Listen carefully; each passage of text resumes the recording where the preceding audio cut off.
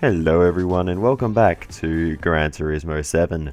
Today we will be going through another one of these menu books, number 41, the Vision Gran Turismo Trophy. So we need to do 3 races in Vision Gran Turismo cars, the Kyoto Driving Park Yamagiwa layout, which is the longer of the 2 halves, along with Deep Forest Raceway Reverse and Autodromo de Interlagos, the Brazilian Formula 1 track. So Vision Gran Turismo cars are absolutely amazing pieces of machinery, and I love every single one of them.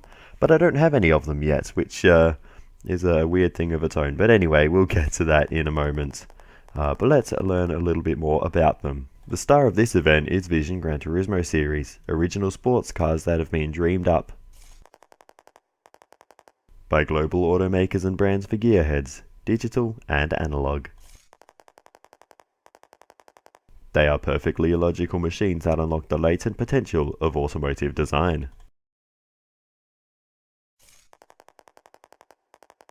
Indeed, they may even be the most beautiful and stylish cars to ever grace a racetrack. Actually, the Suzuki VGT can be purchased from Brand Central. They have characterful VGTs designed by other manufacturers too.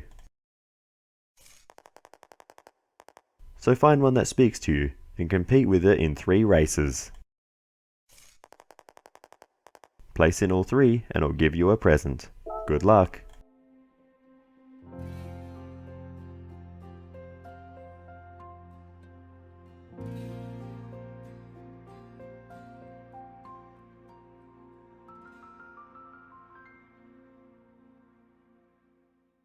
Okay, so instantly we are faced with a problem. We don't have a VGT, and VGTs cost 1,000,000 credits. Doesn't matter how fast or slow, every single one of them costs 1,000,000 credits. So, we need more money. And the best way naturally to earn money is to go racing. And there are a few races, such as the Sunday Cup 500 race here at Spa, that we are yet to tick off the list. So we might as well get these done and earn some money along the way. And it probably won't get us to 1,000,000 credits doing this kind of thing, but it will certainly be a start as we make our way through. Straight away, I'm a little bit off circuit on the exit of Radion there, but we'll continue on and move ourselves up into 6th position and up into 5th rather quickly. It does take us a while, but we will eventually catch up to 4th place as we head through Stavolo and now on towards Blanchimont. We'll get the move done in a straight line, which is certainly where the strength of this car lies. Now heading into turn 1, we'll start thinking about a move for 3rd place. Not close enough to go for the dive there, with this car struggling in the corners a bit. I think the tyres probably not quite up to standard, neither is the suspension, to be fair, but we will move ourselves up another position and into 3rd on the exit once we get the power down. And 2nd place won't come too much later. Along the Kemmel Straight we'll move ourselves up another place. Unfortunately though, as we move on to the end of the race, we're still in 2nd place, running very wide there at Blanchimont, and now heading towards the bus stop. We got to do something drastic here. We got to go for the ultimate dive down the inside, barging our way through, and we will just about get the move done. And that was from a long way back, but we got away with it, and we'll cross the line in 1st position. A desperate move to get it done at the end there, but we got away with it, and that's a race victory here.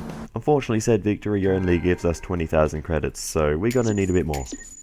The next race we're going to do is the Japanese Club and Cup 550 race, also at Spa. Hope you like Spa, but anyway, that's where we are driving at the moment, and we've got the Toyota Tundra, which is mega upgraded. So despite the fact we're racing against a Nissan GTR in front of us, we actually are going to have slightly better straight line speed. You can see how massive this car is versus the ones in front of us. You couldn't even see them from behind, but anyway, well, it's pretty similar in straight line speed, but it's actually surprisingly the corners where this car can make up some time. Don't ask me how that works, because it doesn't matter how much weight reduction you do on one of these things, it's still going to be heavy. But anyway, we make our way through. Maybe it's the tyres making a difference. Not sure what everyone else is running. But anyway, we'll now run through Rivage, and you can see once again gaining in the corners. So yeah, this car, bit of a mystery why it's so fast. But anyway, we'll work with it, and you know, trust me to use something a little bit different and out there. But we've steadily been making our way through the field throughout this lap. We're up into 7th position already, so we've done almost half the work. Now we have halfway through the first lap. We continue along then, and once again we catch up to a car at Stavolo. We'll make our way around the outside this time and get past them. I just realised we're on racing soft tyres, so that's why we're so quick through the corners. And as we can move on to complete the lap, we have a bunch of cars in front of us, and now one of those behind us as we cross the line in 4th position at the end of lap 1. We'll see if we can gain another as we head through La Source, and a little bit slower than we probably could have been there, but anyway, we'll try and get a slipstream up the hill. I don't know how effective the slipstream is in this car, because even when we're tucked in behind something like a Mazda RX-7, the top 2/3 of the car is still in the air, so don't know how effective that'll be. But anyway, we barge our way through there and make our way up into 3rd position. We'll soon take 2nd if we have any decent amount of straight line speed here. Looks like we do, as we just have a slight pace advantage, I think, in a straight line. Not much in it though, as we're going to have a look to the inside. Big lunge, and we'll get the move done into Lecom. Now we've got the race leader right in front of us, so we'll see if we can make the move. Switching in car now, as this race is coming along quite easily for us. Bad exit though through Malmedy, and that's cost us an opportunity to go for the lead at this particular moment, but it won't be long until we certainly go for it. We'll probably do it into no name. Not close enough, so since we switched to this camera, things do definitely get a little more difficult. We can hardly even see the car in front, far out. Don't even know if we're in front or behind. Now we switch to the bonnet camera once again, and you can see they have a little bit better straight line speed, so it's going to be a bit more difficult for us. We've been quite similar with everyone else, so we're going to have to force our way through in the corners, which is, we have a big moment there on the exit of Puon. We will get through into the lead, and that is where we'll stay for the remainder of the race. We'll cross the line to take 1st position, but unfortunately that only nets us another 30,000 credits, so we're going to need a faster way of earning money.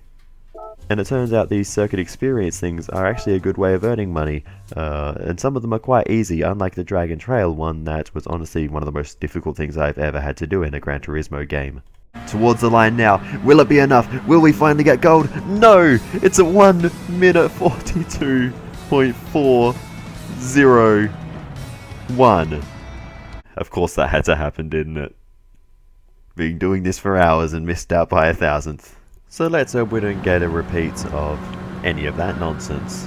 Anyway, we get going then for the first part of our circuit experience, and Sector 1 of Broadbean Raceway. Tis but a single corner, but unfortunately after a couple of attempts we still don't get gold, but that one was 11 seconds on the dot, so that's more or less the only reason I showed that run.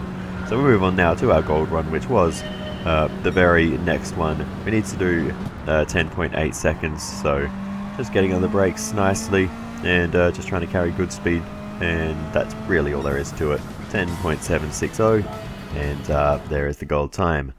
So the other sector of the track is well, more of the same basically. There is a slight right-hander, which is unusual for a banked sort of roughly oval track, but yeah, we do have this little right-handed kink to deal with, which we go quite wide on the exit, but apparently that is completely fine, and we go up onto the banking in this very long left-hander, and yeah, that is the only other sector, and we get 23.905, and that's an easy gold. So on to the complete lap then. This shouldn't be too hard. There's really only 2 corners to watch out for. The first left-hander here, which is quite tight, and then The probably the right-hander is the only other corner of major concern. We actually lost a lot of time to the ghost there, so that's a little unfortunate, but we'll see if we can pull some back as we head through the right-hander and now flat out through this long left-handed corner to finish off the lap. And at this point we're just hoping that it's enough as we come towards the line, and it is 31.176, and that is a lap of broad bean. And then just for fun I decided to go again to see if I can improve the time, and we do so by about half a second. But how much money did we actually get from that? Well, those little sectors on their own contribute to a total of 42,000 credits, which doesn't sound like much, but the good news is there's plenty more where that came from. We get another 40,000 for getting all the bronze, and then another 200,000 for getting all gold. So that is a huge help, and we've got over 500,000 credits now. The next circuit experience we're going to do is even easier because it has no sectors. It is just one lap of the Northern Isle Speedway, Bristol Speedway basically, and yeah, two basically identical corners in a car that is more than capable of doing it in a reasonably controlled way. It's not a particularly difficult one at all, and yeah, we finished the lap in under 20 seconds, and that gives us the gold by almost 4/10. So yeah, quite an easy one there. We get that one on the first try, and that's an easy 30,000 credits in literally 20 seconds. And there you go, another 20,000 credits for the bronze, and another 100,000 for the gold. That is the easiest 150,000 credits you're ever going to get in this game. On to the next circuit experience then, and we're going to Kyoto Driving Park, this time the Miyabi layout, so not the one that will appear in the Vision Gran Turismo races later on. This is the shorter of the versions. So this one's got two sectors. The first sector, literally just a big long right-handed U-turn, and then an S-bend, and that is literally the first sector. It took me about 5 minutes, believe it or not, to get that all right, but eventually we do get there and get the job done. And the second sector is a much sharper right-handed U-turn, more of a hairpin, and a chicane, and that's literally the entire circuit. So while it's not quite as simple as the ovals we've been doing, it's about as simple as a racetrack can get, and yeah, we will do this one in a matter of a couple of attempts. 18.309, another gold, and we can now move on to the actual complete lap. This one again probably took me about 5 minutes to get this all right, but it wasn't terribly difficult in the end. And the money you get from these circuit experiences, especially the easy ones, you get so much money for you know, what is, you know, 10 minutes of time. A lot more than you could get otherwise at this sort of, you know, driving this level of cars for this amount of time. But anyway, we will make our way now through the hairpin. We've already made our way through the first sector, losing a bit of time to the ghost. I'm assuming that must be the demonstration ghost that we have up at the moment. And big cut of that last corner. You can get away with it as long as you're still on the curbs. And run now towards the line. That gives us a good exit, and we absolutely smashed the gold time after trying for about 5 minutes. The pattern continues. But anyway, that gives us 42,000 credits for our troubles, so same as Broadbean, despite being a slightly more complicated circuit, but this time we get 60,000 for all bronze and 300,000 for all gold, so a little bit more there, and that should get us over the line to 1 million credits. So now we head over to the Suzuki dealership. We've got our 1 million credits, so we can buy the Suzuki Vision Gran Turismo car. It's the one I'm going to go with. The game seemed to be sort of pushing us to buy this one. There are plenty of other options, of course, and but at the time of recording, this was the most recent to be added. I believe the Ferrari has been added since then. But anyway, when you're buying a Suzuki, of course there are several color options, but I mean really there's only one at the end of the day, we're going to go with champion yellow. That's our one option. Though I was very tempted by the orange, I have to say. But no, champion yellow. It's got to be yellow. Otherwise, it's not a Suzuki. So here we go, spending the money we've just spent the last, I don't know, probably half an hour getting. And there it is, the Suzuki VGT. Another 1,000 added to our collector score now, and that levels us up. So I guess that is one good thing about buying expensive cars, is it does rapidly increase your collector score. But anyway, now that we have the car, I think it's time we go ahead and race it.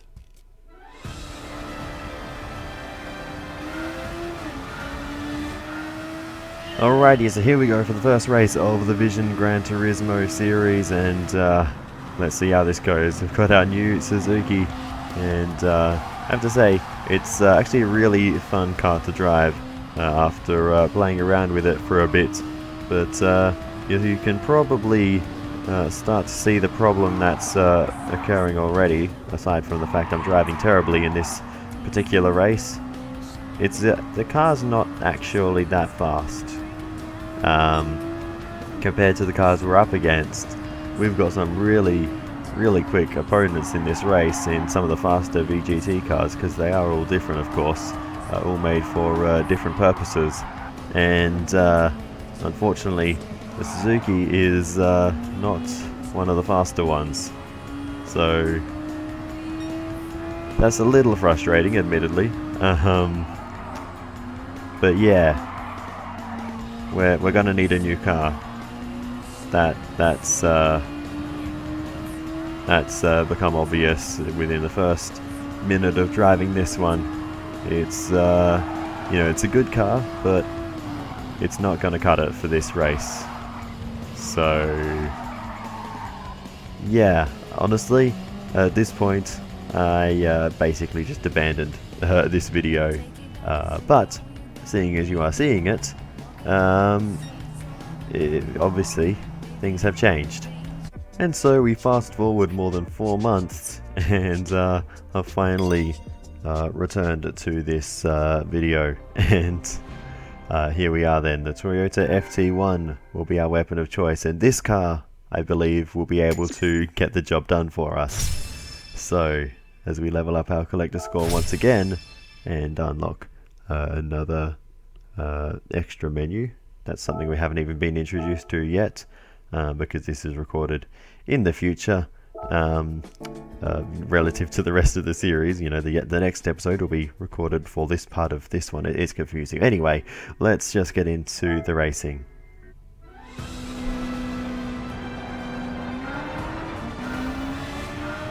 Alrighty, we get underway then, and here we go. Finally, we have a car that can compete, so let's make the most of it as we run our way through the first corner, trying to gain a little bit of time versus the first car. And look at that, we've made an overtake, something we were unable to do in the Suzuki. And believe me, I did try a number of times off camera to try and get that race done, but that car was just not good enough as we make another 3 places. A bit of contact there with the Suzuki, funnily enough. But anyway, we are now up into P12 off the start. We fast forward a little bit later into the lap, and we've got another pair of cars in front of us. We go for a big dive down the inside of the Volkswagen and the Mini. Unfortunately though, we go a bit too deep and they both get back past us. We'll drag race the Mini out of the corner though. We'll get back past that one, and we'll get back past the Volkswagen in a quick time as well up the inside, being a bit forceful there, but we need to get through the field. Our 10th place soon becomes 9th as we get past the Mercedes-Benz in a straight line. And now we have a big old cluster of cars in front of us, and as we make our way past this lot, bashing our way through a little bit, but that's got us all the way up into 4th position. The next car up the road is the Peugeot, and we should be able to get past in a straight line around here somewhere. We're trying to find our way through. Eventually we will down the inside and we'll make the move. So that move put us up into 3rd position, but of course we want more. We want to go for the gold. The next target is the Porsche as we go around the outside and take the position. We've got the race leader not too far ahead in the Jaguar, so let's see if we can make the move. Big lunge down the inside from a long way back. but we'll get the nose in, and we will find our way through. And in the end, that move was not all that aggressive in the end, and we didn't even make too much contact, or any contact, I don't think, in that situation. So we can now just push on to the end of the race. And that is exactly what we do. A couple of laps later, the checkered flag drops, and we'll cross the line to take first position here at the Kyoto Driving Park, Yamagiwa, I believe this one was, and the Vision Gran Turismo trophy. That's what it's called. I couldn't think of the word. There we go. And there is said trophy for the first of the 3 races here. Let's move on to the second one. Deep Forest Raceway is up next.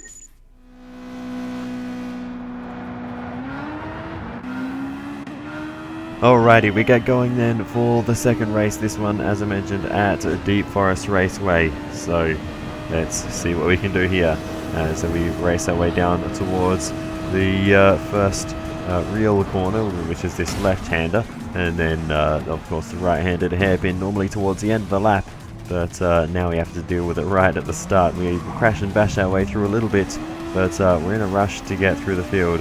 It's not my first attempt at this race, and it is quite a difficult one. I have raised the difficulty since the previous one at Kyoto Driving Park, so that is part of the reason. But anyway, we race our way through the tunnel now. Quite a misty day here at Deep Forest, so hopefully it's not going to start raining halfway through the race. That wouldn't be ideal, but anyway, I think it's just some low hanging cloud around the mountains here. But anyway, we go through the tunnel down the inside, try to get up the inside, miss the opportunity there, run into the back of them, but instead we'll get the move done through the next tunnel. There's quite a few around this circuit, but anyway, we will try and get going after that little bounce off the wall there, and we've already moved ourselves up into the top 10, so that's okay progress on the first lap. Definitely could have been a bit cleaner, but as I mentioned, I'm certainly in a rush to try and get through the field, past the Mini now, up into 9th position, and we'll just continue to gain a number of places along the straight. That's where this car's strength really lies, is in a straight line up into 7th position now, so we've certainly got no lack of straight line speed, as we've got to now try and slow things down again for the hairpin. This is a very difficult corner, and we get a little bit loosey-goosey on the entry. They almost come to a complete stop as we're trying to get a turn from a very much compromised line, but as we almost got squeezed into the left-hand wall there, we've moved our way up into the top 5. The next car up the road is the Alpine VGT, one I definitely want to get my hands on at some point, but we make the move on them in a straight line rather easily. And now starts the fight for the podium places. We've got third right in our sight, and we'll go right down the inside into the right-hander. How many times can I say right in one sentence? We get through and move ourselves up into 3rd place. A lap later, and we've got 2nd place in our sight, just exiting the tunnel there. Now we can see them as we go for the move. We have to give them a little bump to aid them out of our way, and we move ourselves up into 2nd place. We now move on to the start of the final lap, and you can see the Suzuki VGT in front of us there, or now behind us, going a lap down, so you can sort of understand why we were not able to garner any success in that car. But anyway, we've made an absolute mess of this left-hander, grinding up against the Armco there, and well, that's okay. That's just all gone terribly wrong. We've taken out the leader, but for once that was not by intention. Anyway, we get rolling again, and the race leader still a little way ahead of us, so we will need to push on if we want to take victory in this one. There's only about half a lap left, so we do need to make the most of this, as that the purple sector there. Okay, anyway, we now head through a bit of understeer mid-corner there. That almost sent us into the edge of the bridge, and that would not have been a fun time, overcompensating for the understeer there, hitting the inside wall. That's also not what you want to do, but anyway, we're now close enough. We go for the move down the inside, and we'll try and make our way into the race lead. It's a bit awkward on the exit. We're now very tight for the next left-hander, but we will maintain the position and move ourselves up into 1st place in the nick of time here. We've only got about 3 corners left in this race, and we've made our way into the lead at the critical point.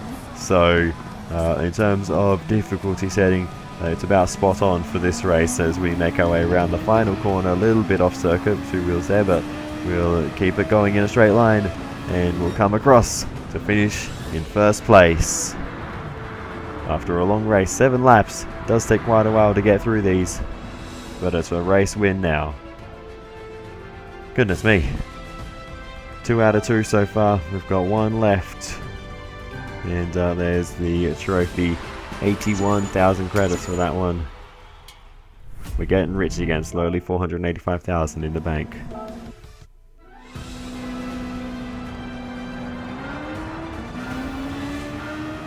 Alrighty, we're getting underway then for the final VGT race, this one in Brazil. So let's see how we go here as we make a bit of a mess of the first corner, equally so in the F1 games as it is in Gran Turismo.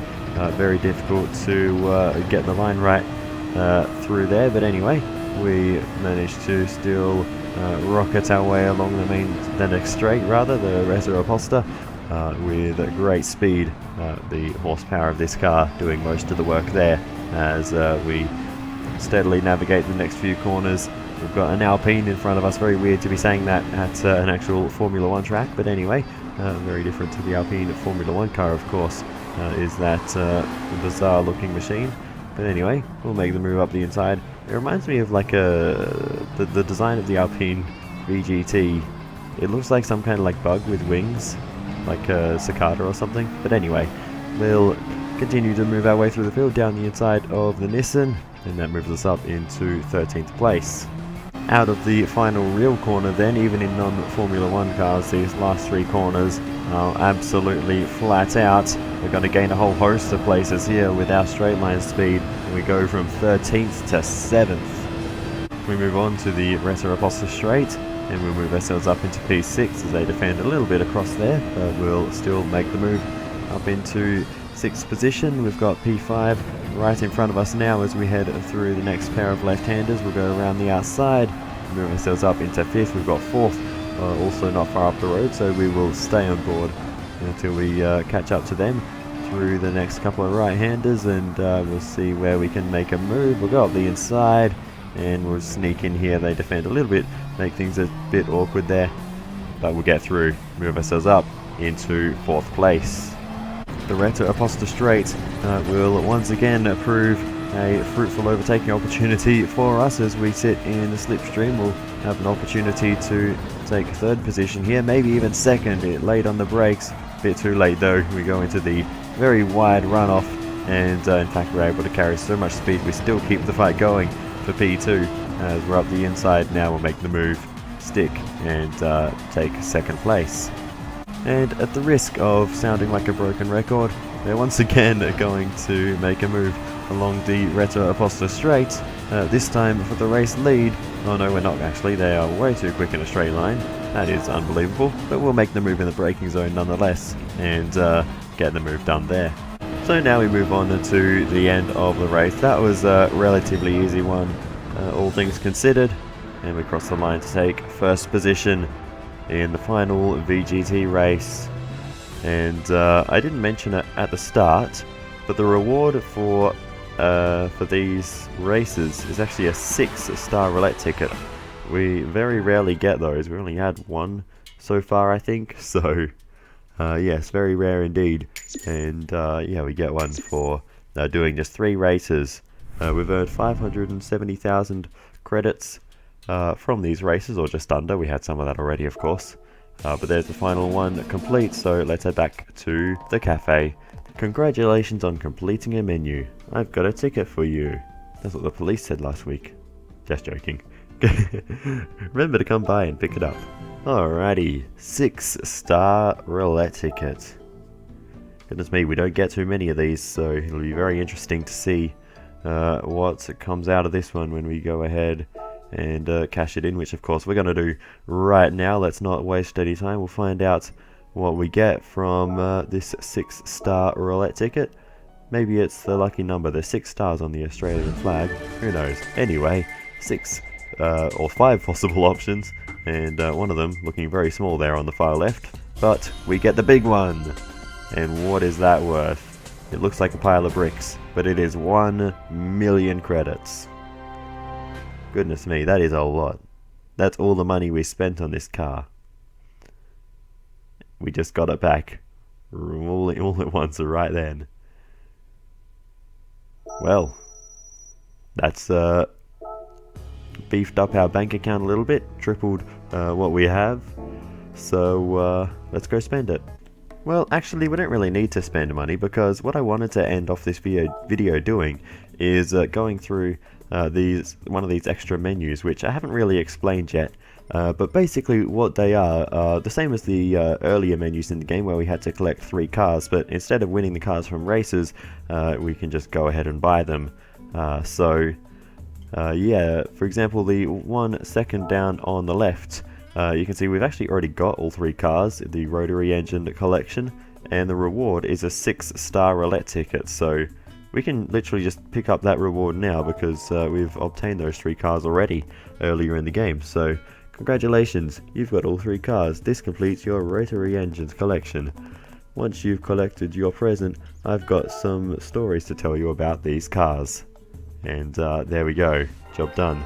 We've completed the rotary engine collection, which is awesome, and there is our 6-star roulette ticket as a reward, the second one for the video. So let's see what we can learn about these cars. The Mazda RX-7 and RX-8 are rotary engine sports cars. They make a splendid collection indeed. You know, the story behind Mazda's rotary engines is actually quite fascinating. They have their origin in the Wankel engine, which was developed by the German automaker NSU in the 50s. The brain behind this beast was a Felix Wankel, hence the engine's name. Rotary engines employ a design that is very different from regular engines. Namely, they use a revolving rotor to transmit motive force to the wheels. Able to put out a great deal of power with relatively few parts, they were once said to be the ideal engine. In 1961, Mazda, then Toyo Kogyo, signed a technical cooperation deal with NSU and set to work developing their own rotary engine. However, the initial engine that NSU developed was incomplete, presenting many challenges. Nevertheless, Mazda spent the next 6 years working to overcome them. Then, in 1967, it unveiled the world's first dual-rotor rotary-engined road car, the Cosmo Sport. Looking to test the reliability of their engine, Mazda entered the 84-hour Marathon de la Route at the legendary Nürburgring in Germany in 1968, where it finished in 4th overall. Years later, at the 1991 Le Mans 24 Hours, Mazda's rotary engine-powered 787B had the honor of being the first Japanese car to win the competition. Mazda is a company with over 100 years of history, and the RX-7 and RX-8 certainly mark high points. Doubtless its next generation sports cars will continue to play a leading role in the history of rotary engines. Alrighty, another 6-star roulette ticket then. Let's see what we get from this one. It's all engines, so we're going to win an engine of some kind no matter what. It's just a matter of what the engine is for. These are engines you can swap into other cars. I have since found out, though I didn't know that at the time. It took me a while to figure out what on earth to do with them. But anyway, we get the engine for the Audi Quattro Pikes Peak rally car, so that is a very, very powerful engine, so I can't wait to see what we're going to put that in the future. But anyway, that's for another time. For now, that is all for this one. So yeah, thank you so much for watching all the way to the end. I do very much appreciate it.